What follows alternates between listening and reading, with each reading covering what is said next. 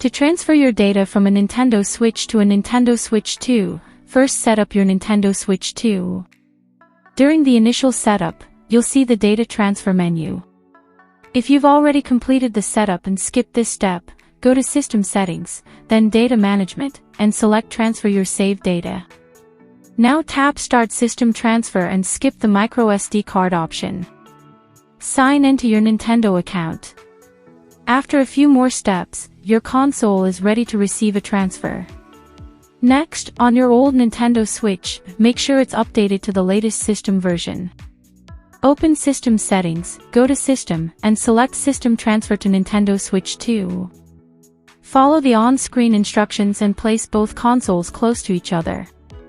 They will establish a local connection and begin transferring your data. The transfer time depends on how much data you have. In my case, it took about 8 minutes, and all my data was successfully transferred to the Nintendo Switch 2.